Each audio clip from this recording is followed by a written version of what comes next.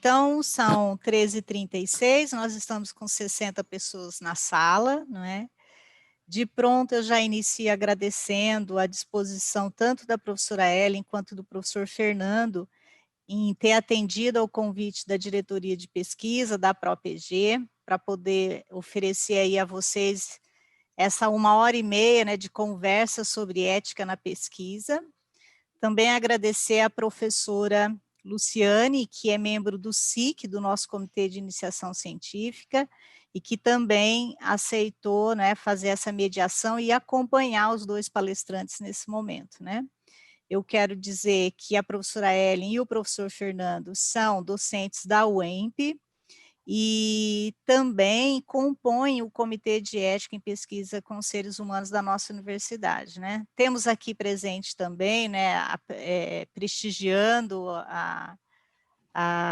essa atividade, a coordenadora do SEU, a professora Marisa, né, aí dando também um prestígio ao evento, além de outros docentes, né, então cumprimento também a todos os alunos e demais professores que possam estar aí na sala conosco, tá bem? Eu inicio, após esses agradecimentos, dizendo que é uma satisfação para a gente começar, né, uma espécie de divulgação das ações do CEP dentro da universidade. Eu apresento a professora Ellen, né, que é licenciada em Medicina Veterinária pela Federal do Paraná, Universidade Federal do Paraná, é doutora em processos biotecnológicos pela também Universidade Federal do Paraná, né, e atua na universidade, na UEMP, desde 2002, né, trabalhando com patologia clínica, doenças parasitárias e saúde única. Ela é membro do Comitê de Ética, como eu já disse, também do Comitê de Iniciação Científica, já fez parte. Então, a professora Ellen aí, uma gratidão especial, né, à sua generosidade em trabalhar conosco nesse momento. O professor Fernando, não é da minha área, da área de letras, embora da área da linguística. O professor Fernando já foi nosso diretor de pesquisa dentro da ProPG, na gestão 2014-2018, é bacharel em jornalismo, doutor pela Unesp de Araraquara, fez pós-doutorado pela Unesp de Araraquara também, e também pela Universidade Federal do Rio de Janeiro, né, em processo. O professor Fernando além de membro do CEP, ele também atua no mestrado profissional em letras e é editor da nossa revista, a revista Claraboia, né. Então é um prazer tê-los conosco, conversando um pouco aí nessa tarde com o público aí, com os interessados. A professora Luciane, que também é da UEMP, do campus Luiz Meneghel, né, membro do SIC, ela fez a gentileza de acompanhar, fará a gentileza de acompanhá-los até o final aí dessa atividade, mediando naquilo que for necessário, né. Eu dou então as boas-vindas a todas, a todos e a todas, agradeço, e desejo que a atividade tenha aí bastante sucesso, tenho certeza que terá, tá bem? Eu passo a palavra então à professora Luciane, e aí os palestrantes podem ter a voz aí. Obrigada, pessoal. Obrigado, Wanderlei. Boa tarde a todos, obrigado, Wanda. Novamente, né, em nome da SIC, em nome da ProPG, eu agradeço ao professor Ellen e ao professor Fernando pela disponibilidade, né, em participar, em promover, né, junto com a SIC e a ProPG, esse evento, esse minicurso sobre ética em pesquisa. Agradeço também a todos os ouvintes, os participantes, e você é a moderadora, né, desse minicurso. Os palestrantes, quem que vai começar? A professora Ellen, o professor Fernando? Primeiro as damas. A professora Ellen vai fazer, então, a abertura da apresentação, e nós temos um chat à direita de vocês aí, né? E vocês podem perceber que vocês podem enviar as mensagens selecionando o destinatário dessa mensagem, ok? Então, eu peço para que vocês enviem as perguntas. Professora Ellen e professor Fernando preferem que as perguntas sejam feitas ao final ou não se incomodam em serem interrompidos durante a apresentação? Eu não sei quanto a ele aí, mas eu acho que talvez pode, no momento em que surge a dúvida, acho que pode fazer a intervenção, né? Sim, O que lhe com certeza. convier. ficar mais dinâmico, tá? Então, Pode ser, podem então. ir perguntando no meio da apresentação, porque o intuito nosso é de apresentar o CEP para a comunidade, né? Então, vai ser em forma meio de um bate-papo. Ok, Perfeito. então, De acordo também. eu acho que nós temos aqui, vamos ver quantos participantes, agora 63. Para ficar dinâmico, já que a professora Ellen e o professor Fernando não se opõem, de repente os participantes, eu peço para vocês, durante a apresentação, de repente darem pausas após apresentarem algum subtema, né, da palestra, para que, caso algum ouvinte queira fazer alguma pergunta, eles possam se pronunciar. O que você acha, Wanda?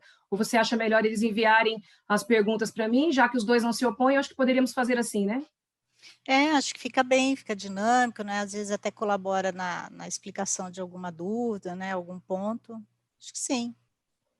Ok, então faremos assim, né? A todos os ouvintes que estão participando do minicurso, a professora Ellen e o professor Fernando, durante a apresentação, eles darão, então, aqueles intervalos, né? Parecido com o que a gente faz nas aulas de graduação, e aí vocês entenderam, tem alguma pergunta? E aí, nesse momento, acho que vocês podem abrir os seus microfones e fazer a pergunta, então, aos palestrantes, ok?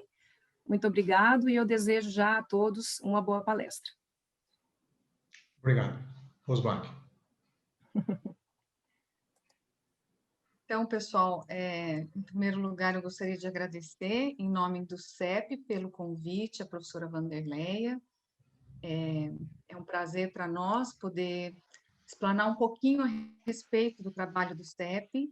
Eu acho que é de fundamental importância isso para a universidade e para toda a comunidade acadêmica. Então, em nome do CEP, eu agradeço pela oportunidade. E eu vou colocar a apresentação, então, para nós darmos início. E, professor Fernando, se o senhor quiser falar algumas palavras aí no início, fica à vontade. Ok, professora. Eu também agradeço a oportunidade de expor aqui perante os participantes do encontro de integração, explicar um pouquinho, né, falar um pouquinho do Comitê de Ética, já que é um assunto, ou quando se trata de Comitê de Ética, surgem várias questões, várias dúvidas. Então, cá estamos nós com essa oportunidade, já que nós, como nós veremos mais à frente, o papel do CEP também é esse, né, de caráter educativo, de expor, de alguma forma, né, expor o que é o Comitê de Ética e qual é a sua importância. Então, mais uma vez aí agradecemos nós, em nome do CEP, agradecemos a oportunidade de estar expondo um pouquinho a respeito. Então, boa tarde a todos, né? Agradecemos também a presença do público, né? Dos acadêmicos, dos professores. E então a gente vai dar início, explanando um pouquinho o que é realmente as atividades que o CEP exerce dentro da universidade, o trâmite necessário para a gente submeter os projetos, né? E, principalmente, falar um pouquinho também a respeito das complicações desses trâmites que a gente pode se deparar, inclusive em relação a projetos retornarem para os pesquisadores. Então, a gente vai detalhar agora na sequência. A gente vai dar início informando a respeito de qual que é como é que se diz, as etapas da criação do CEP, qual que é o organograma dessa criação do CEP, né? E a que órgãos que o CEP está ligado, né? Então, ele foi criado lá pelo Ministério da Saúde, né? E envolve todas essas instituições em sequência aqui, do Conselho Nacional de Saúde, a Comissão Nacional de Ética em Pesquisa, e, inclusive, o CEP, ele se submete à avaliação dessa Comissão Nacional de Ética em Pesquisa, né? E a unidade básica, digamos assim, né, seria o Comitê de Ética em Pesquisa em cada instituição que o requer. porque não necessariamente todas as instituições elas possuem um CEP, né? E é por isso também, complementando a fala da Elia, por isso que quando se fala em comitê de ética, a primeira coisa que vem à mente, comitê de ética em pesquisa, são os trabalhos da área da saúde. Porque justamente na sua origem, o comitê de ética, ele deriva, né, ele advém do Ministério da Saúde. Então, por isso que, no início, as pesquisas que passavam pelo CEP eram, na sua maioria, da área da saúde, né? E a gente tem, inclusive, na década de 90, toda uma sistematização em termos da legislação que se formou ali com a Resolução 196, que é de 1996, né? Então, e depois, essa preocupação, ela saiu, não ficou restrita à área da saúde, e se expandiu também para todas as áreas, incluindo as áreas de humanas. Sim, e dependendo, pessoal, da característica da pesquisa que pretende se realizar, a aprovação final nem está relacionada com o CEP. A aprovação final é a CONEP que autoriza ou não, né? Então, nessa situação que a gente está vivenciando de pandemia, todos os projetos do COVID, eles são submetidos na sequência à CONEP, e é esse órgão que dá a aprovação final. Como, por exemplo, pesquisas relacionadas com comunidades indígenas, né, com células-tronco, esse tipo de pesquisa nem passa para o CEP, já vai direto para a CONEP, né, vai direto para Brasília. Exato.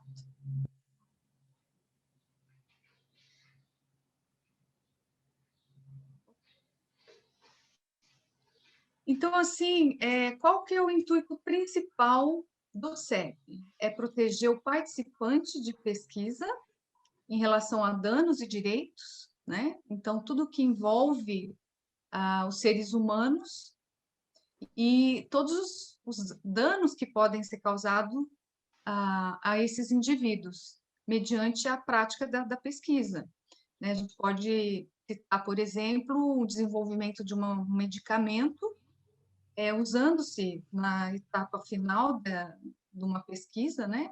Os seres humanos como teste mesmo, né? Pessoas que vão fazer uso daquela medicação e diante disso, tudo que envolve esse indivíduo em relação às consequências do uso dessa medicação, por exemplo, né? Então, o CEP, ele vai avaliar a pesquisa no âmbito mais profundo em relação a esses danos, no intuito de proteger esse indivíduo. E também de fornecer direitos a esse não fornecer, mas como é que se diz? Garantir, né? Garantir, exato. Garantir esses direitos a esses indivíduos e fiscalizar se realmente também eles vão ser cumpridos, né? Então, a função do CEP não é apenas de aprovar as pesquisas, mas também de fiscalizar se realmente vai ser realizado aquilo que está no papel, né? Então, para garantir esses direitos desses participantes. E é importante também que a gente entenda as razões pelas quais surgiu o CEP, se olharmos historicamente, né, as razões desse surgimento. Por quê? Qual foi o contexto de surgimento? Quais foram as razões? Historicamente, a gente viu várias barbáries, né, ao longo da história, como, por exemplo, no caso na época do nazismo, né, em que se faziam experiências, por exemplo, quanto tempo uma criança demorava para morrer diante de determinadas situações, né? Então, assim, por conta dessas várias barbaridades que foram cometidas ao longo da história, é que começou a surgir essa ideia, de alguma forma, proteger o participante da pesquisa, né? E, historicamente, a gente também tem os primeiros registros dessa preocupação de passar por uma, vamos dizer assim, por um crivo de um comitê ou de uma análise para fazer uma pesquisa, isso remonta ao início do século XX, né? Em 1900, cerca de 1910, já houve alguns registros de pesquisas que passaram por esse crivo para que pudesse ser feita, né? Então, o CEP ele surge justamente por conta dessas várias atrocidades que foram cometidas contra os participantes de pesquisa. Então, ele surge realmente como uma forma de alguma forma, proteger e evitar que novas atrocidades sejam feitas. Lógico que, em pleno século XXI, isso às vezes a gente não pode comparar com o que aconteceu no nazismo, mas, de alguma forma, não deixa de ser real a possibilidade para que haja novas atrocidades.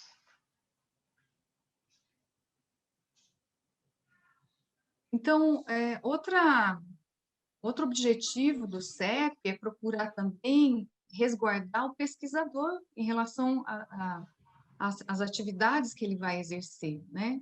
Então, todo pesquisador, ele é responsável, né, pelo desenvolvimento dessa pesquisa e pelas consequências geradas pela pesquisa. Então, é de suma importância que ele tenha essa noção e que ele também seja resguardado. E o CEP tem meios de avaliar essa pesquisa que ele está realizando e fazer essa proteção quando a gente avalia principalmente os riscos e os riscos, né, que essa pesquisa pode gerar, não só para o participante, mas também para ele. Pode ter riscos não só com consequências, né, por exemplo, se for da área da saúde, na saúde desse participante, mas pode ter riscos sérios, né, em termos jurídicos para o participante. E o CEP, ele também responde, de certa forma, junto com a instituição que ele pertence, juridicamente, pelas pesquisas que são realizadas na instituição. Então, são instâncias que protegem não só o participante, mas o pesquisador, né? E a própria instituição, né? Porque o CEP, ele faz, de certa forma, também essa proteção em relação à instituição, né?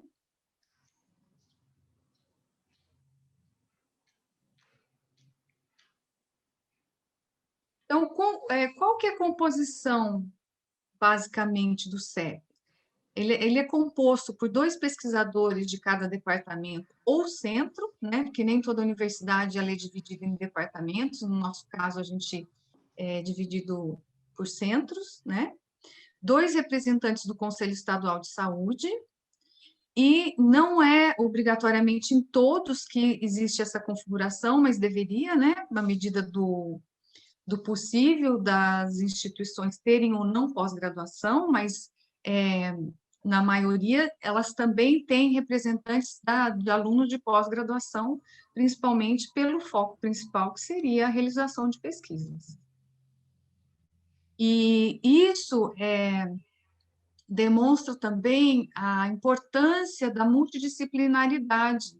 Então, quando você tem representantes dos diferentes departamentos, isso nos ajuda na avaliação dos projetos e na argumentação, nas discussões, né? A equipe multidisciplinar, isso facilita nessas avaliações desses projetos.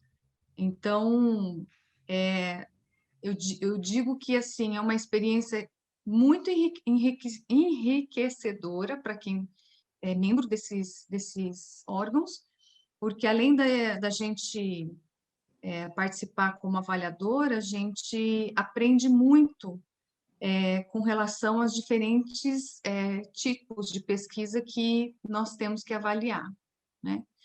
E a multiplicidade de pensamento, isso resulta em avaliações melhores, né, dos projetos. Bem, quer colocar alguma coisa, Fernando? Perfeito, é isso mesmo.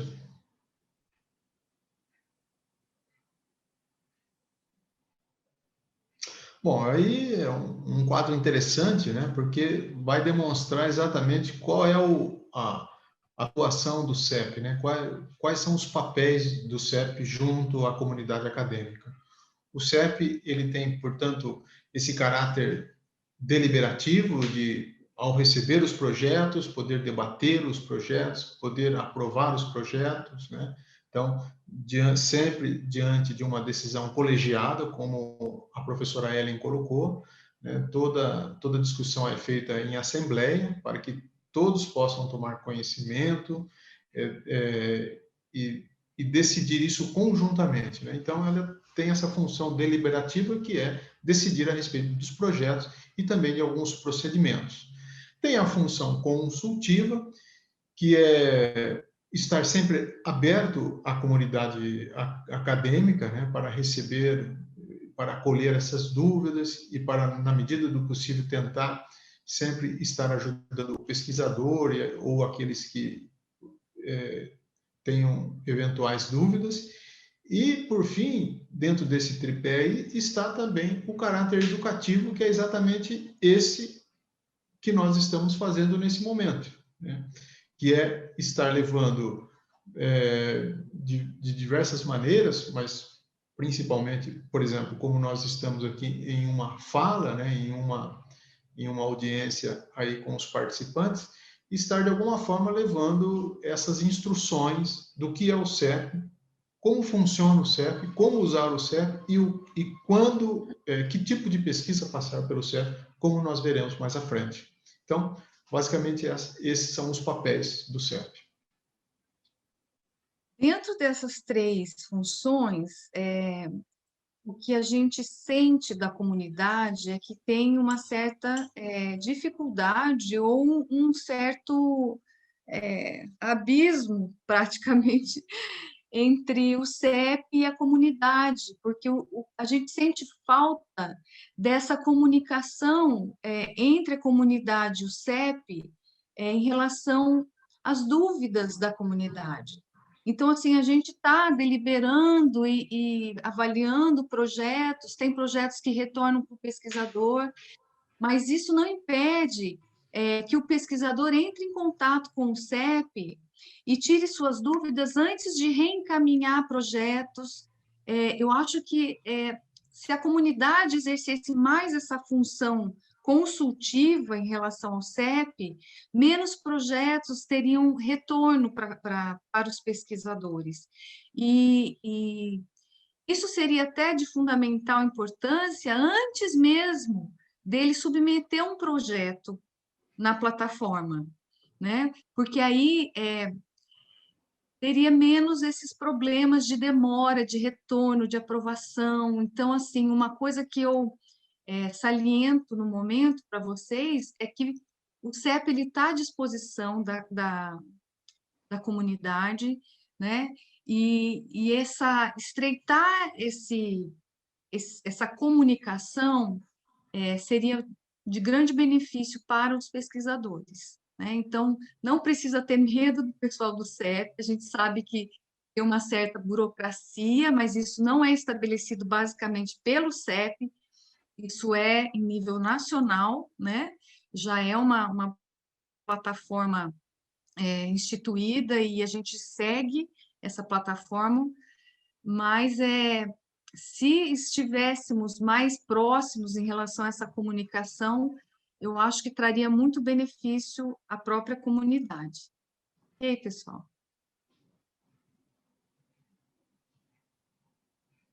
Então, assim, a gente atualmente temos 848 comitês de ética no Brasil. E a gente fica feliz de ver a quantidade de comitês, isso indica que, em termos de pesquisa, existe seriedade, né, nessa comunidade, e que os pesquisadores estão sendo avaliados de certa forma, né, e os participantes estão sendo protegidos. Inclusive, nós tivemos notícias de que o Brasil, em relação à pesquisa, foi elogiado internacionalmente pela seriedade com que nós realizamos as nossas pesquisas por ter esses comitês, né, no país todo e por passar por essas avaliações. O nosso sistema foi parabenizado em nível internacional, principalmente nessa fase de pandemia, em que os CEPs eles dão muita agilidade na avaliação desses projetos, e isso vai resultar lá na ponta final a comunidade de um modo geral, não só a comunidade acadêmica, né, e a toda a sociedade. Então, é com alegria que a gente vê que existem bastante CEPs e que eles têm exercido o seu papel de forma a contento. E outra coisa que eu gostaria de salientar é que não necessariamente a gente precisa submeter as pesquisas na nossa instituição. Caso essa instituição em que você pertença não tenha um CEP, você pode submeter o seu projeto ao CEP mais próximo da sua instituição. Então, não necessariamente toda instituição ela precisa ter um CEP, porque existe a necessidade de ter toda uma logística, porque nem sempre as universidades compõem os membros todos num lugar só, às vezes tem sistema de campus, né? Então, isso facilita, né, a realização das pesquisas, porque podem ter colaboração de CEPs de outras localidades. Outra coisa que eu gostaria de salientar é que vocês podem realizar pesquisa em conjunto com pesquisadores de diferentes instituições, né? E nesses casos, vocês terão a necessidade de passar pelo CEP das diferentes instituições, fazendo trabalhos colaborativos. Então, isso também existe também essa possibilidade da aprovação no CEP da nossa instituição, por exemplo, se eu fizer uma pesquisa em parceria com um professor da UEL, né, na Universidade de Londrina, poderíamos também passar pelo CEP da UEL em projetos em parcerias, tá? Isso dá uma validade ainda maior na pesquisa, quando essas pesquisas têm esse caráter de ser multi-institucional, ok? E a tendência também é que esse número aumente, né? O número de CEPs. Hoje nós temos mais de 800, mas praticamente hoje há uma necessidade, né? Uma exigência que todas as universidades e institutos de pesquisa tenham o seu próprio CEP. Então, a UEMP mesmo. A UEMP nós estamos engatinhando, nós temos efetivamente em funcionamento, acho que é de meados de 2017. Então, e a tendência é que toda instituição e que todo instituto de pesquisa, mesmo em hospital, né, onde há pesquisa, cada instituição dessa tenha um CEP.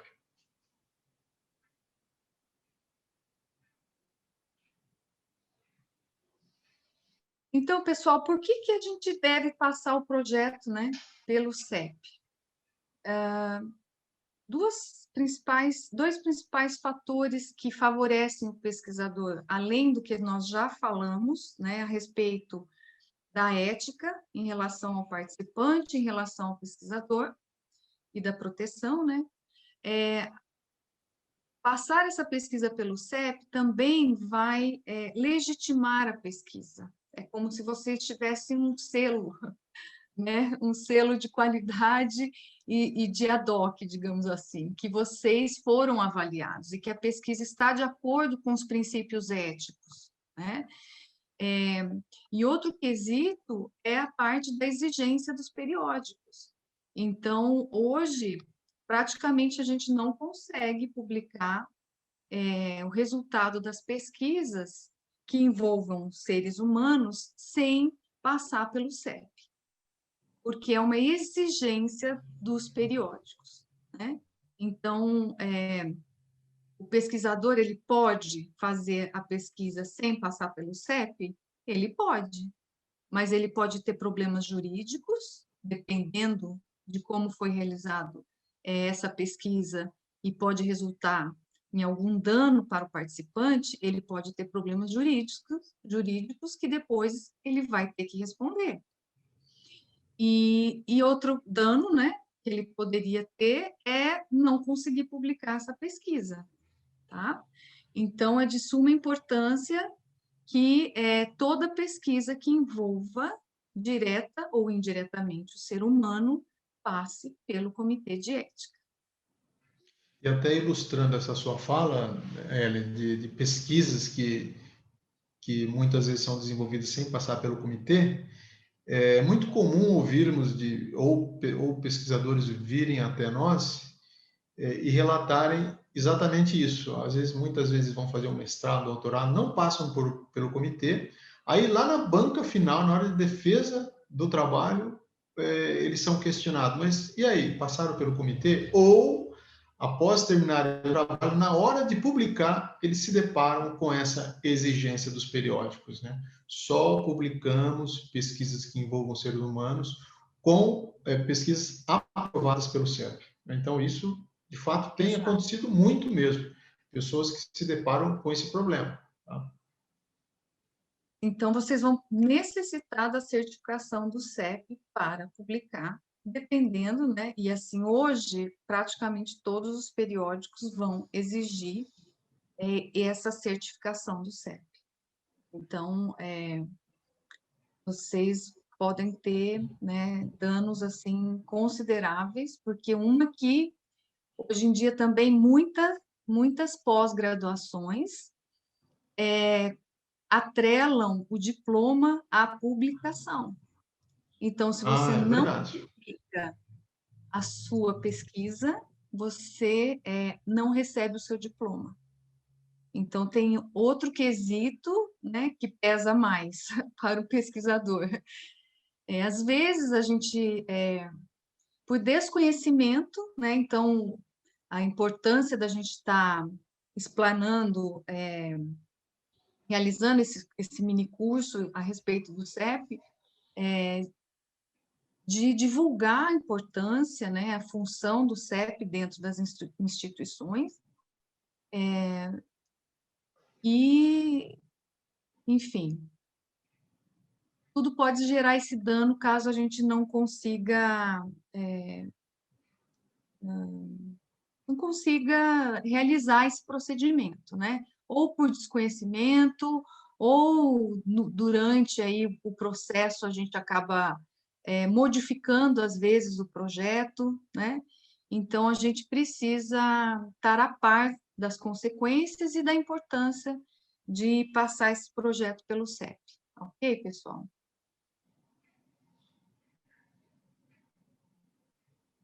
Então, vamos lá. Quando passar pelo CEP o teu projeto? Quer dar continuidade, Fernando? Bom, essa é a principal pergunta que todos fazem, né? E aí? Quando eu devo passar minha pesquisa pelo Comitê de Ética? Então, a resposta é toda pesquisa que envolve seres humanos. Mas, e aí?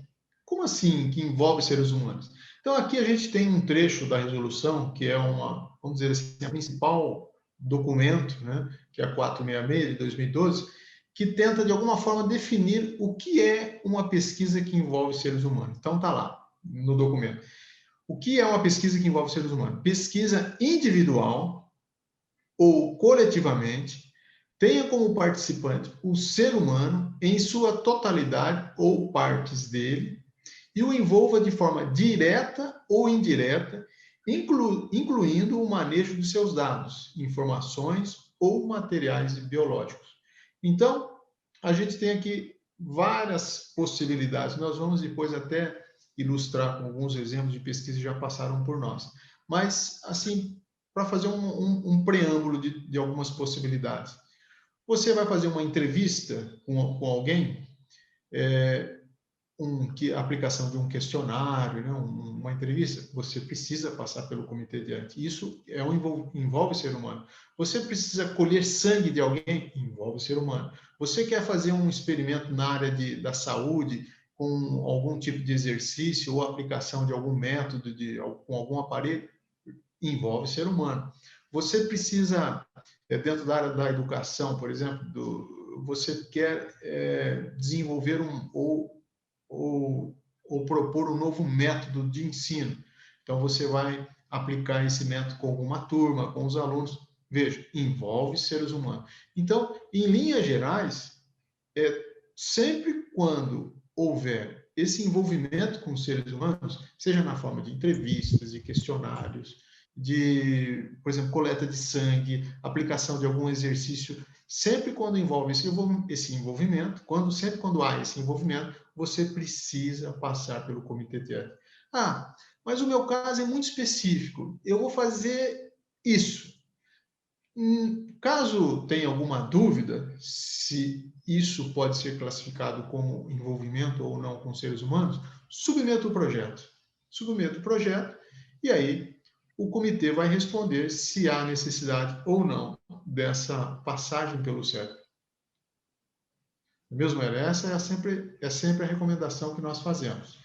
Em linhas gerais é isso. Envolver os seres humanos, submeta ao CEP. Tem alguma dúvida ou é um caso específico, então submeta, ou antes pode fazer uma consulta ao CEP, se há necessidade ou não, ou simplesmente você submete o projeto. Porque existem casos específicos que nós vamos explicar em que vocês não necessitam passar pelo CEP. Exato. E que envolve o ser humano de certa forma, tá? Então, a gente vai explicar agora na sequência, quando nós não precisamos passar o projeto pelo CEP. Então, existem algumas possibilidades específicas, tá? Então, quando você tiver uma pesquisa de opinião pública com participantes não identificados, né? Então, nessa situação, o indivíduo ele não vai ter nenhum risco de exposição, né, do seu nome, dos seus dados, né?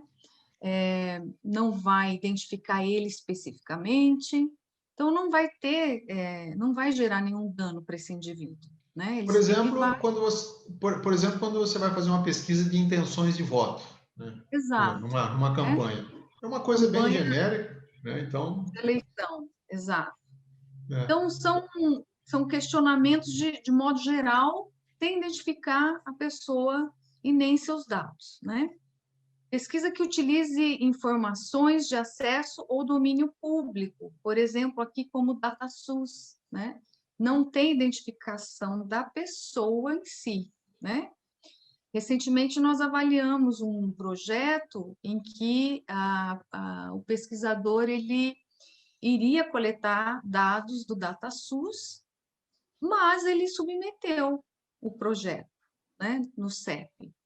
Então, nós identificamos que ele submeteu por mais uma garantia de que ele estivesse tudo de acordo, né? Porque ele não teria necessidade de passar pelo CEP quando se tem, né, obtenção de dados de domínio público, tá? um outro exemplo também, suponhamos que o pesquisador vai trabalhar com os dados do currículo Lattes de professores, né? Veja, currículo Lattes é um documento de domínio público, né? Como está aí, informações de acesso ao domínio público. Ele está aberto para consulta de todos, então isso você não precisa passar também pelo CEP, porque são dados de domínio público, né? Ou você vai pegar dados de artigos já publicados, né? Fazer um balanço. Então, são dados públicos que já estão ali, você não precisa passar pelo CEP. Exato. Agora, essa parte é de fundamental importância, né? O CEP, pessoal, ele não analisa pesquisa que já foi realizada ou em que o cronograma já está avançado na pesquisa. Então, até eu coloquei aqui uma red flag, a gente fala, né? Uma bandeira vermelha. Por quê? Porque essa pesquisa que já está em andamento, você pode submeter ao CEP, mas ele vai recusar a avaliação, ele vai retornar o projeto para o pesquisador. Porque, se caso essa pesquisa já esteja causando algum dano para aquele participante, o CEP ele não vai coparticipar a isso. Então, o correto é sempre aguardar o parecer de aprovado do CEP para iniciar a sua pesquisa. Então, não adianta depois que toda a pesquisa foi realizada, ou se parcialmente a pesquisa foi realizada, você submeter o seu projeto para avaliação. Então, o cronograma é de suma importância, e esse cronograma ele tem que ser real, né? Porque o CEP ele pode fiscalizar, e o pesquisador ele pode ser penalizado de alguma forma, caso ele já esteja em andamento com a pesquisa, ou se ele já tenha finalizado essa pesquisa. Uma coisa que é importante é vocês saberem os trâmites do CEP. Por quê? Porque muitas vezes as pessoas elas colocam um cronograma apertadinho em relação ao cronograma do CEP. Então, assim, existem prazos para as avaliações. O CEP, ele se reúne uma vez por mês, né? E, de vez em quando, a gente ainda tem as reuniões extraordinárias, dependendo do volume de projeto, tá? Ou seja, se o cidadão submete lá 15 dias antes de fazer a intervenção, não dá, né? Vai retornar o projeto. O CEP não vai aprovar, tá? Então, o cronograma do seu projeto tem que ter tempo hábil para que ele possa ser avaliado pelo tempo, né, hábil do CEP. Então, pensando que nós temos uma reunião sempre na quarta-feira da última semana do mês, precisa-se calcular isso. Uma alternativa, né, é você descrever que no seu cronograma e no seu materiais e métodos, que a pesquisa só vai dar início após a avaliação do CEP. Estou dando uma dica já, hein, pessoal? Porque aí nós entendemos, né, Fernando, que vocês vão respeitar os prazos e que só irão iniciar a pesquisa após a avaliação do CEP. Perdão, Fernando. E também para ressaltar esse ponto, que o CEP não avalia pesquisa já realizada ou em andamento, eu volto ao exemplo pré-citado, né? Quando eu disse que... Eu vou relatar um caso de uma colega que veio me procurar na época em que ela acabou de defender o doutorado. Ela, na banca final, né, na banca de defesa, ela fez um trabalho era uma proposta interventiva de um caderno pedagógico que foi aplicado junto a alunos, né? E ela não passou pelo CEP. Aí quando ela foi para a defesa, a banca perguntou: mas e aí, você não passou pelo CEP? E aí ela foi tentar publicar o trabalho, também não conseguiu porque não havia passado pelo CEP. E ela me procurou na época. Ela falou assim: puxa vida, eu fiz meu trabalho e eu não passei pelo CEP, será que daria para passar? Então, veja, realizou a pesquisa, nós não podemos mais avaliar isso. Aí está até no título do slide, quando não precisa. Nesse caso, é quando não deve passar pelo CEP, né? Porque uma vez realizada a pesquisa, o CEP já não avalia mais. Por isso que tem que tomar esse cuidado. Se programar. A gente pede aí sempre uma média, nós veremos mais à frente nos slides os prazos, né, que nós temos, mas assim, geralmente o nosso conselho é de que a pessoa tenha pelo menos os 90 dias de antecedência, faça a submissão ao CEP, antes da sua proposta de intervenção. Pelo menos de 100 a 90 dias antes do que ela tem pensado, já faça a submissão, porque pode ser que submeta, aconteça algum problema, falta algum documento, aí retorne, aí depois tem que esperar a próxima reunião do mês seguinte e tal. Então, assim, que tenha mais ou menos um tempo aí de pelo menos 90 dias, né, antes da realização da pesquisa. E ressaltando, né, que a gente tem um alto índice de projetos que retornam, né, Fernando? Então, assim, pensando Exato. que a próxima reunião é só no final do outro mês, quanto mais redondinho a gente submeter esse projeto, menos chance tem de retorno e mais rápido ele é aprovado. Então, a gente enfatiza novamente de vocês se informarem muito bem, tanto na plataforma, que a gente vai explicar todo o acesso à informação que eles dão, tem tutorial, tem as resoluções, tem exemplos de casos com pendências que são retornados. Então, quanto melhor vocês se informarem antes de submeter o projeto, mais chances vocês têm de ser aprovado esse projeto em primeira submissão. Porque o que nós notamos é que eles retornam, às vezes, 2, 3, tem projeto que retorna 5 vezes. Então, imagina, você esperar 5 meses para ser aprovado, sua pesquisa não vai ser realizada, entende? Então, é um transtorno para o pesquisador. Joélia, tem uma pergunta aí no chat da Jéssica Luiza. Posso lê-la? Tá assim, claro. Caso ele passe pelo... Acho que ele aqui, no caso, é seu projeto, né? Caso ele passe pelo comitê de ética, ele não pode receber um processo por dano? Então, veja, não é bem assim. O comitê de pesquisa, ele, de alguma forma, ele tenta proteger tanto o participante quanto o pesquisador, e até mesmo a instituição, né, de no futuro sofrer alguma coisa. Então, isso protege o pesquisador, o participante. Mas a gente também não tem como, porque, veja, o pesquisador nos apresenta uma proposta, mas não significa que, às vezes, ele vai cumprir exatamente como está ali. Porque se ele faz de uma outra forma, veja, aí já não é culpa nossa. Aconteceu de uma pesquisa, não foi da nossa instituição, foi em outra instituição. A pesquisadora ia fazer eu não sou muito da área da saúde, ia fazer testes com MMC, né? Ia fazer esses testes com alguns participantes da pesquisa. O que aconteceu? Ela ia fazer com crianças. E uma das crianças foi solicitada às crianças que levantasse a blusa para que ela fizesse a medição na barriga.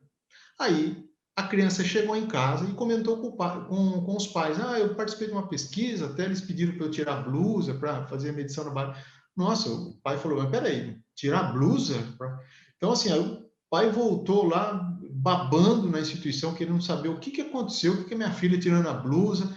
Então, veja só, isso, passar pelo CEP, não exime o pesquisador de quaisquer processos, tá ok? Então, se ele cometer alguma coisa, se ele cometer algo que Irregular, infringe né? alguma coisa irregular, ele responderá por isso, tá?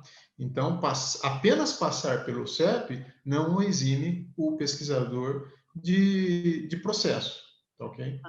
A responsabilidade tem que existir sempre, né? Sempre. Mais para frente nós vamos falar sobre os termos, né? E nos termos, o pesquisador, ele tem que colocar que ele é responsável por qualquer dano que possa resultar da pesquisa que ele está realizando ao participante, tá? Então, Exato.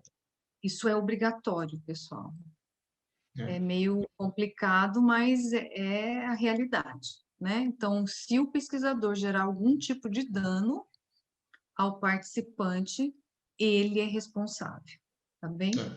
E a gente também vê que, caso também o participante venha reclamar de alguma coisa, caso ele tenha seguido todos os trâmites, o protocolo que foi previamente aprovado, e seguiu tudo corretamente, veja, passar pelo comitê, isso lhe dá uma garantia. Isso dá uma garantia ao pesquisador. Então, veja, passar pelo CEP é uma garantia não apenas para o participante, mas também para o pesquisador. Ele tem como provar, não, está aqui, o meu procedimento foi aprovado, eu segui o protocolo.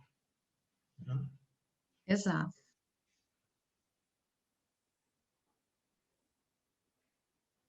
Então, aqui nós temos alguns exemplos de pesquisas que passaram pelo CEP, né? Então, a elaboração de uma horta medicinal em método agroflorestal, com alunos de um curso de ciências biológicas.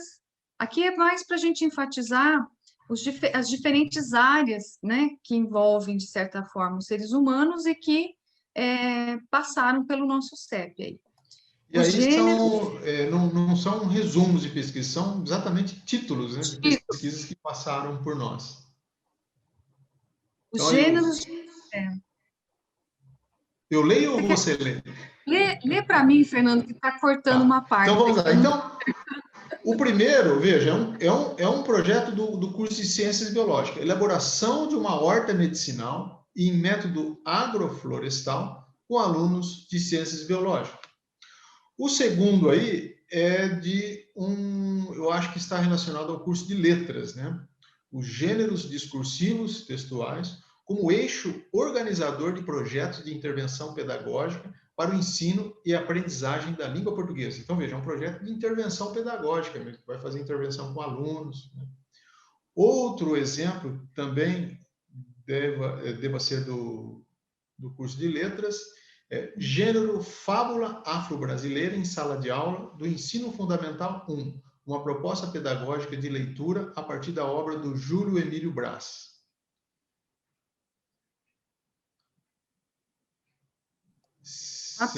Muda a tela aí.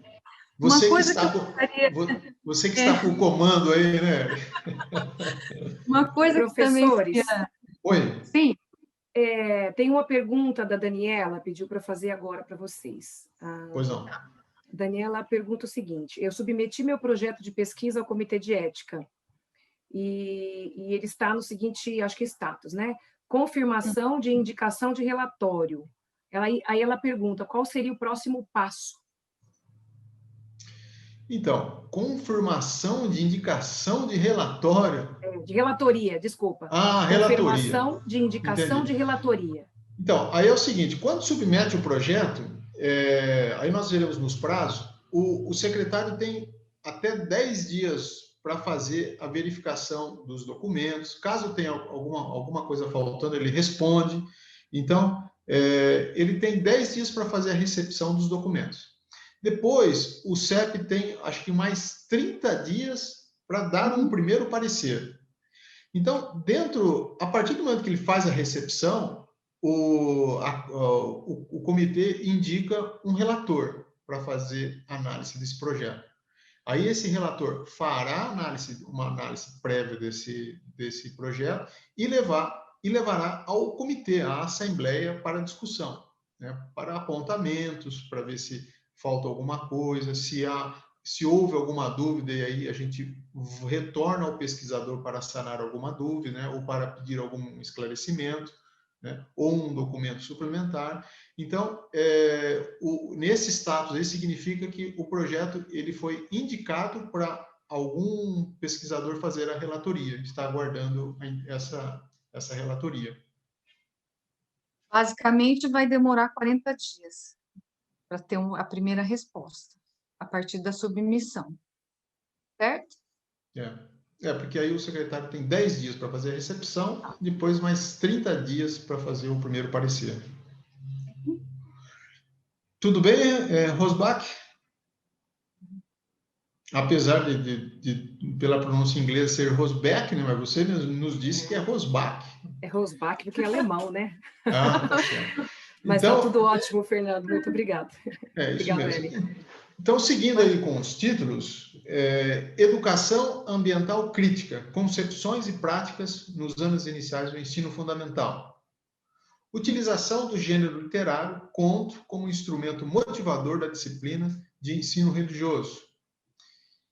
Análise da aceitabilidade do manual didático pedagógico especializado sobre sexualidade humana em braille. Não sei se há outros exemplos, Ellen, ou... Era isso mesmo.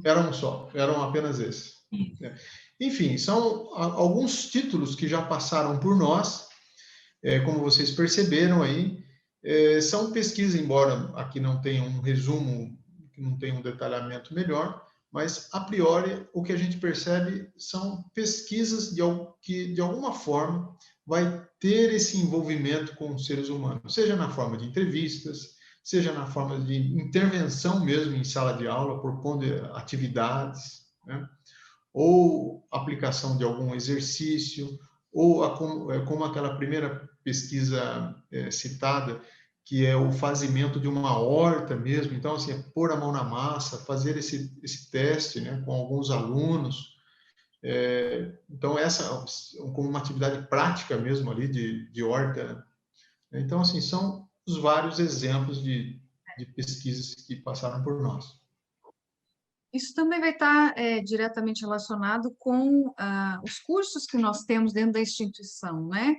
Por exemplo, os cursos de medicina, odonto, até mesmo farmácia, onde tem experimentação clínica, o CEP é fundamental, porque aí você tem intervenções mais complicadas, né, em relação aos seres humanos, de administração de drogas, de testes de drogas, de desenvolvimento de produtos, né, lembrando que nenhuma droga ou medicação que esteja na prateleira da farmácia, obrigatoriamente, né, ela tem que passar pelo teste humano no final, né? Então, toda pesquisa, ela inicia-se com camundongos, com cobaias, passam para uma outra fase, em cachorros, né, macacos, e por último, são os seres humanos que são testados, né? Então, obrigatoriamente, necessita de passar pelo CEP. Nesses casos aí, a relação direta com o ser humano, né? No caso, por exemplo, a coleta de sangue, e alguns exemplos citados aqui, um envolvimento indireto, né? Que é por meio, por exemplo, de questionários, né? E etc. Aí a gente vai entrar, então, agora na parte um pouco mais prática, né? De como vocês devem passar esse projeto pelo CEP. Então, tem o site, né? Que é plataformabrasil.saude.gov.br. Todo o processo ele é online, né?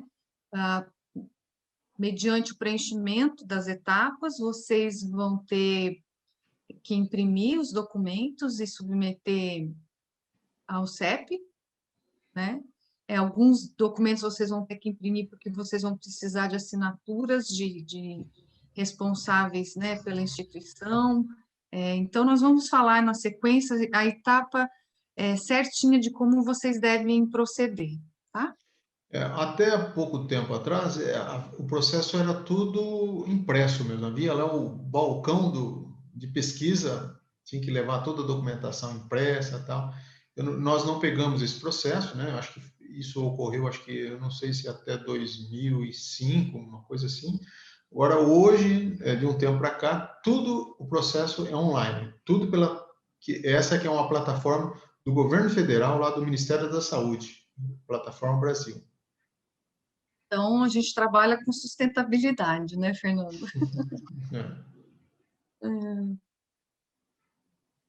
Então, assim, eu coloquei essa figura, gente, da página inicial da plataforma, para vocês já se atentarem que antes mesmo de fazer cadastro, de entrar na plataforma em si, vocês podem irem aqui no Manuais da Plataforma Brasil.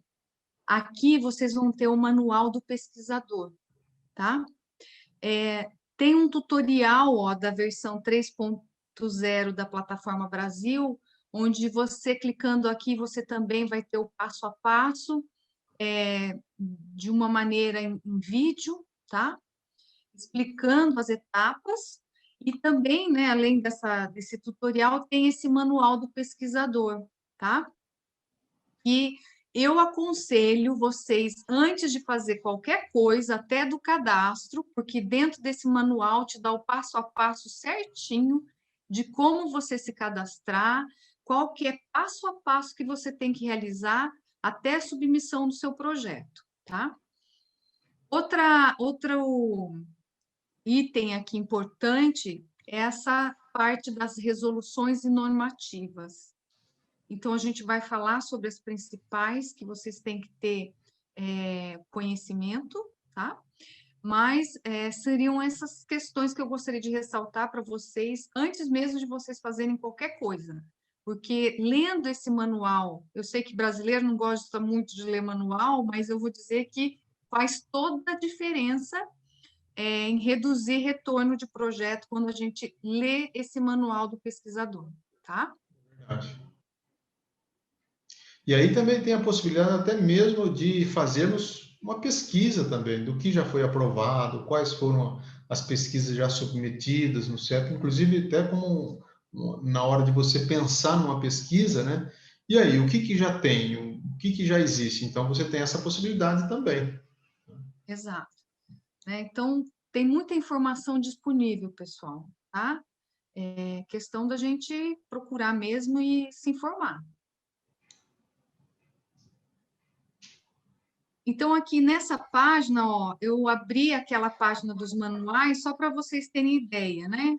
Então, aqui você tem o manual do pesquisador, onde você clicando aqui nessa lupinha, você faz o download do manual, tá?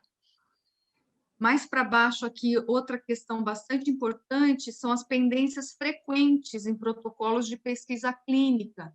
Então, aqui é mais para o pessoal que é da área de saúde, que exerce pesquisas clínicas, mas vocês já podem ter uma ideia do que são essas pendências, por que retorna tantos projetos, tá?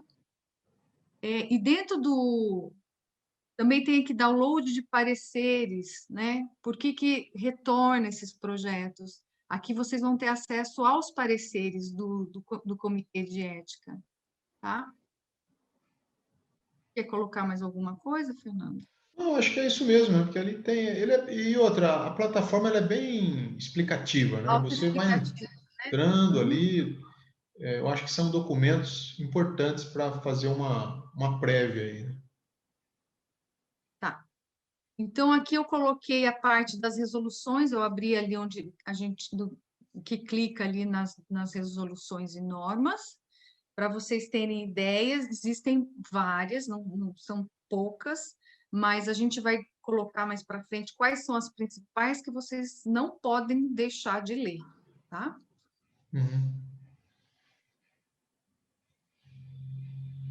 Então, aqui eu coloquei só para vocês terem ideia, clicando ali na lupinha do manual de usuário do pesquisador, você faz o download desse manual, e nas primeiras páginas você já tem, olha, de forma bem didática, como você deve se cadastrar, tá? E aí, aqui embaixo, a gente tem o processo de cadastro do usuário na plataforma de uma forma bem detalhada. Então, assim, vocês lendo esse manual, pessoal, vai reduzir demais esses processos de retorno de projetos, e vocês já vão se informar de como montar, inclusive, o seu projeto, né? Quais os riscos que podem se desenvolver numa pesquisa, né? Quais os benefícios que podem gerar.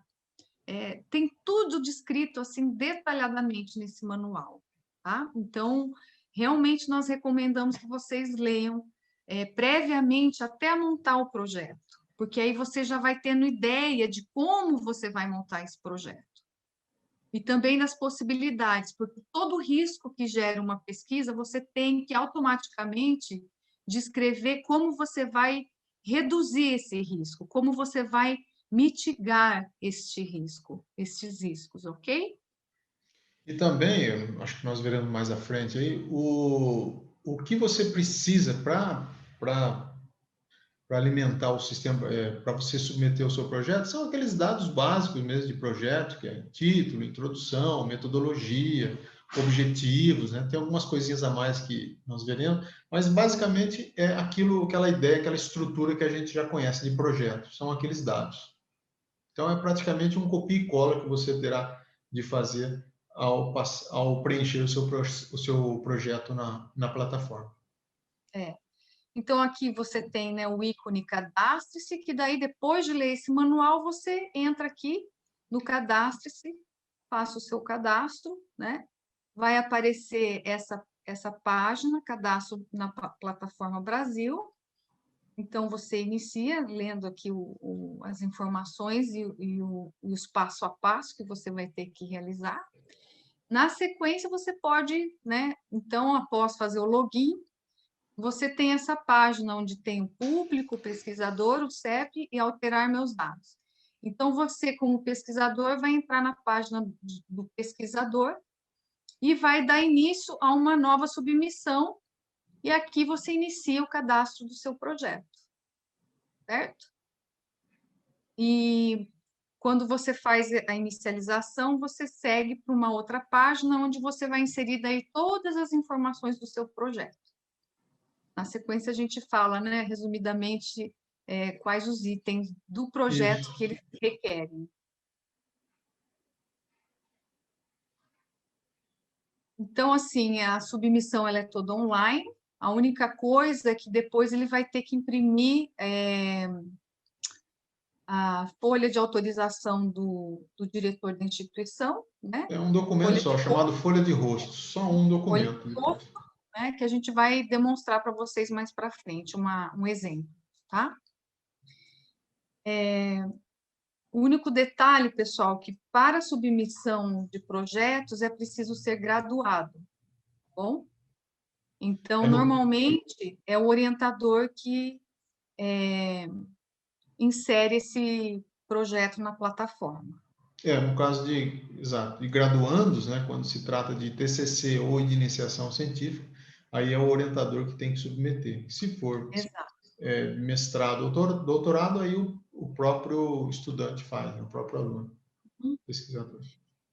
Então, a plataforma, ela permite ao pesquisador cadastrar projetos de pesquisa, acompanhar o andamento dos projetos nos quais está envolvido, cadastrar emendas e eventos adversos relacionados ao projeto e solicitar extensão de prazos, tá? Em relação a emendas aqui, pessoal, é quando vocês vão modificar alguma coisa do projeto ou vocês vão inserir algo a esse projeto, né?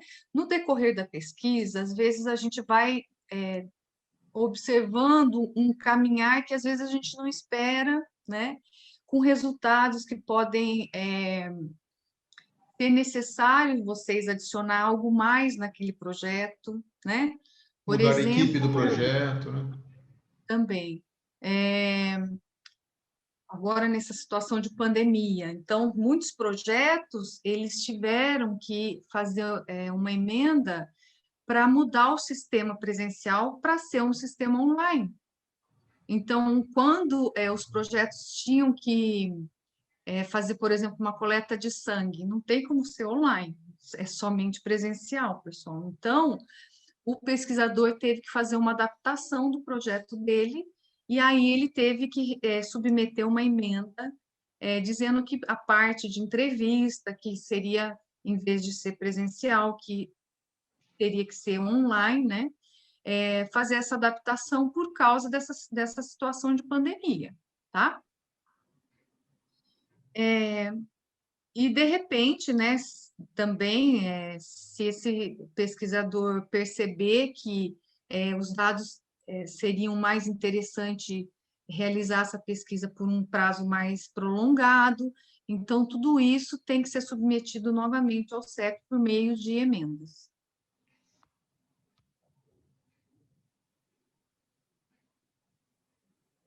Então, pessoal, daí quais dados que deverão ser submetidos à plataforma, tá? Então, um projeto detalhado, que é o projeto básico que todo mundo realiza, né? com título, resumo, introdução, objetivo, metodologia, tá?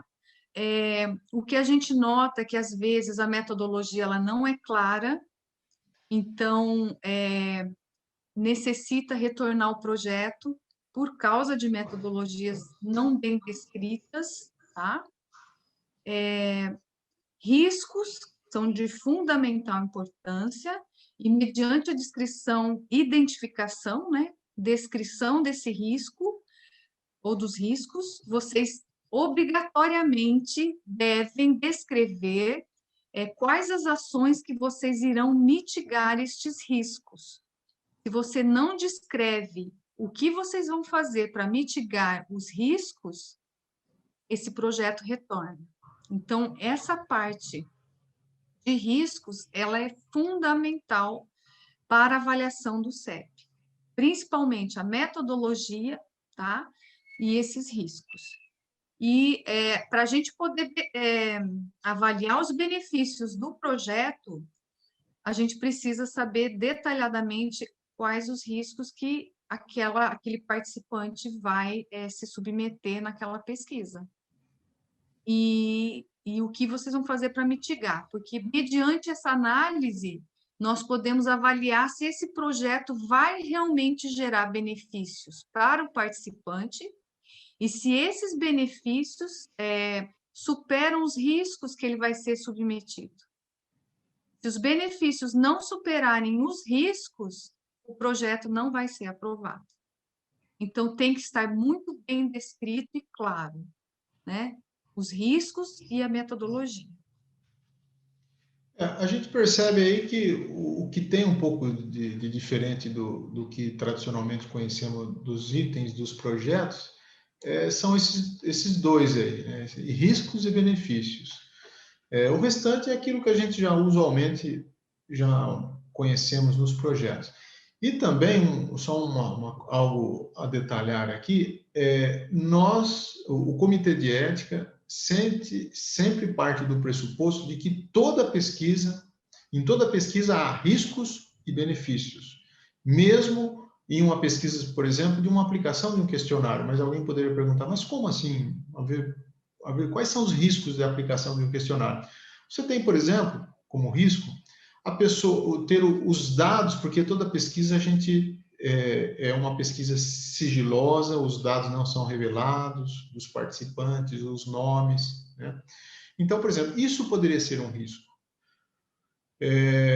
Os dados do participantes ser expostos, por exemplo, você vai fazer um trabalho, uma atividade com alunos. Em vez de você, por exemplo, um risco de vazar a identificação de um participante, em vez de você mostrar exatamente a letra da pessoa, você pode, como uma forma de evitar esse risco, que é a divulgação da identidade dos participantes, você, em vez de mostrar a foto ou a imagem da escrita, da grafia de uma pessoa, digitar o texto, por exemplo. Tá? Então, partimos sempre do pressuposto de que em toda pesquisa há riscos e benefícios. E aí é importante que você aponte, ainda que seja ainda que sejam riscos mínimos, né? Você precisa apontar como você vai evitá-los. Por último, né, o cronograma. Em relação ao cronograma, então, a gente já enfatizou bastante na questão que projetos já inicializados ou finalizados não são avaliados pelo CEP. Outra questão é pensar nos prazos suficientes, né, para o CEP poder avaliar, porque às vezes o projeto não inicializou, mas não tem prazo suficiente, você coloca um cronograma que não vai dar tempo do CEP avaliar a contento até iniciar o projeto. Mais alguma coisa do cronograma? Porque no cronograma, o que é o mais importante para nós, quando será a intervenção, né? Quando será a intervenção. Então, É um cronograma normal, como normalmente a gente coloca no projeto, mas o importante é destacar quando será feita a intervenção, ou seja, quando haverá o envolvimento, né, como ser humano.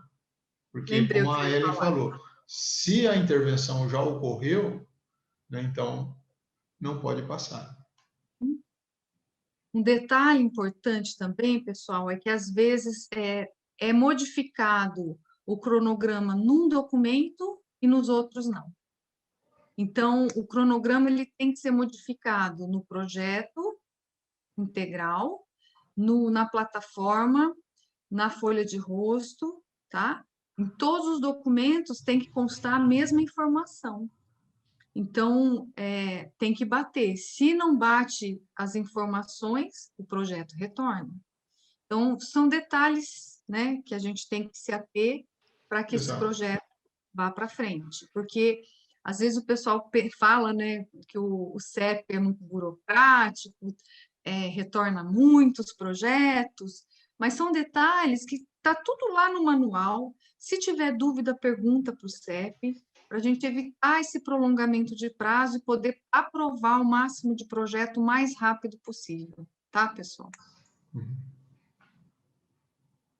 E quando faz emenda, também tem que lembrar de modificar em todos os documentos, em todas as etapas, tá? Não só no projeto na íntegra, mas na plataforma, lá na parte da folha de rosto, em todas as partes que requerem aquele item, tá bem? E aí a gente tem os documentos para submissão, né? Isso é Aqui importante. é um ponto assim que é red flag também, tá? Bandeira vermelha de novo, que retorna demais projetos por causa da descrição inadequada, né, da elaboração inadequada desses documentos, ok? Que são de fundamental importância, principalmente aqui quando se trabalha com crianças, adolescentes, né, ou incapazes, tem que se atentar aos mínimos detalhes em relação à descrição de como será feito esse termo. Ô, Ellen, tem só uma questão aí, colocada pela Natália Alvarez, e eu alerei aqui. Nessa questão do cronograma, após a aprovação do CEP, se houver necessidade de mudança do cronograma, tem que mudar na plataforma também? Sim. Se o seu projeto está aprovado pelo CEP e por qualquer questão houve a necessidade de mudar a intervenção, enfim, o cronograma do projeto, então é como a Ellen comentou há pouco, tem que ser feito por uma emenda. Então uma coisa bem simples também, você pede essa alteração na própria plataforma e esse pedido de alteração dessa emenda passa também pelo CEP e se não houver problema nenhum, ela é aprovada, essa mudança, tá? Bem simples também. Tudo tem que ser informado ao CEP de qualquer mudança. Exato. Então, o termo de consentimento, né, é o participante maior e o responsável legal. Então, por exemplo, se a gente vai fazer alguma intervenção em ser humano, você obrigatoriamente tem que ter essa autorização dele, tá? O termo de consentimento é a autorização para você fazer algum tipo de intervenção em relação àquele participante. Esse TCLE, ele volta muito quando o pesquisador descreve esse termo de consentimento em forma de declaração. Não pode ser realizado em forma de declaração, tá?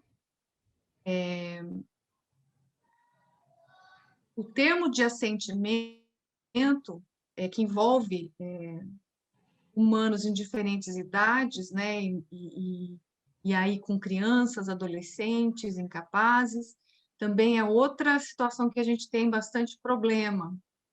Recentemente, nós avaliamos um projeto em que o pesquisador, ele fez um termo de assentimento para crianças de 4 anos, com intervenções em que a criança não tem como avaliar as perguntas que que o pesquisador gostaria de realizar para a criança de 4 anos, né? Então, o projeto retornou. Então, tem que ser levado em consideração também, pessoal,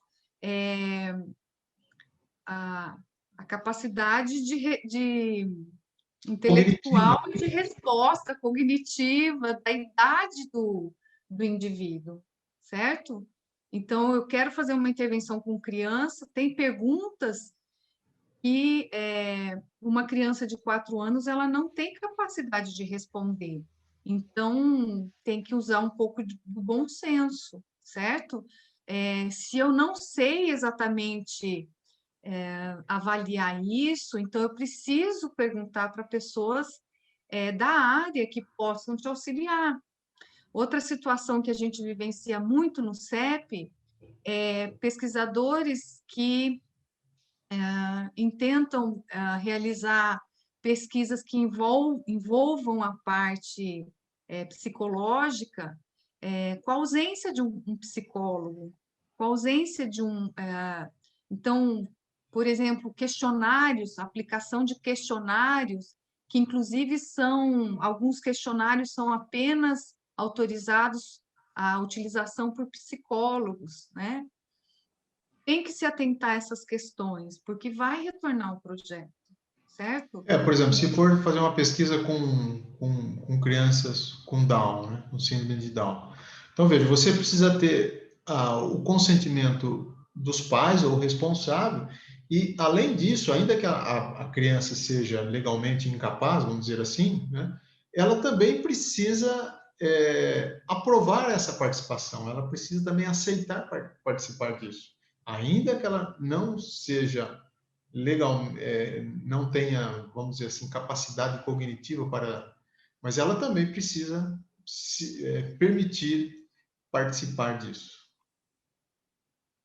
Exato. E uma coisa interessante, né,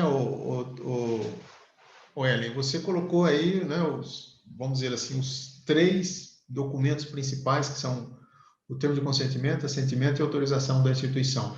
Os termos aí, tanto de consentimento quanto de assentimento, ele deve ser escrito pensando no princípio básico da comunicação, né? E que, ao apresentar ao participante, o participante tenha condições de entender tudo o que será feito na pesquisa por meio daquele documento, né? Então, ele tem que ser ali um cartão de visita da pesquisa.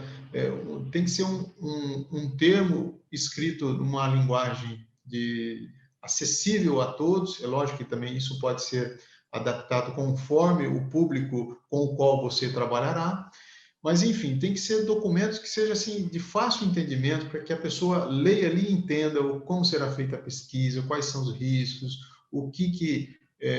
se terá gravação ou não, se terá intervenção, coleta de sangue ou não, se será só um questionário, explicar ali o passo a passo de forma bem resumida, talvez aí numa página, se possível. Esse é o principal documento. Se a pessoa, qualquer que seja, pega aquele documento, entenda ali tudo que vai ser feito na pesquisa, ótimo, o termo ficou jóia. Tem alguns detalhes, por exemplo, ele tem que ser feito na forma de convite, né? Olha, eu aceito participar disso, você está sendo convidada para participar de uma pesquisa que será feita dessa forma, vai ser assim, tal. Então, assim, tem que ser feito, tem alguns detalhes, né? Tem que ser ali colocados os riscos, né? São alguns detalhes, mas, assim, em linhas gerais é isso, tem que expor ali todo a pesquisa. Exato. Em relação à autorização da instituição para a realização da pesquisa, a gente se deparou também em situações em que o pesquisador, por exemplo, a instituição dele tem um convênio com a outra instituição que vai ser realizada a pesquisa. Mas, independente do convênio firmado, toda pesquisa ela tem que ter autorização das pessoas que vão estar diretamente envolvidas. Por exemplo, dentro de uma instituição, eu tenho o setor de uma clínica que faça sei lá, a reabilitação física, enfim. Não basta só a autorização da instituição em si, certo? Eu preciso da autorização de quem vai estar diretamente lidando com aquele participante da clínica, por exemplo, certo? Então, assim, os convênios ou os projetos guarda-chuvas, né, da mesma forma, você vai desmembrar. Então, você tem que ter autorização das pessoas que vão estar trabalhando diretamente com aquele paciente, com aquele participante, tá? Então, já retornou também projetos, porque não tinha autorização da pessoa que iria lidar diretamente com o participante. Então, tem que se atentar também a essas situações, ok?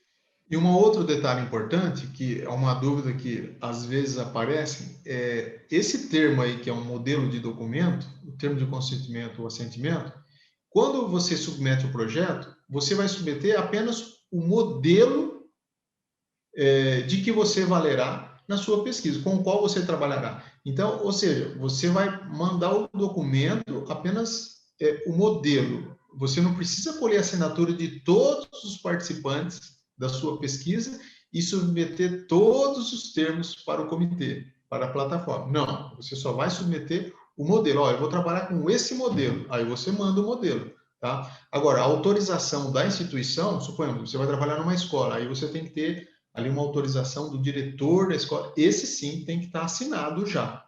Mas os termos de consentimento ou de assentimento, você não precisa pegar. Por exemplo, você vai trabalhar com 30 pessoas, você não vai mandar os 30 termos assinados, somente o modelo. Tá?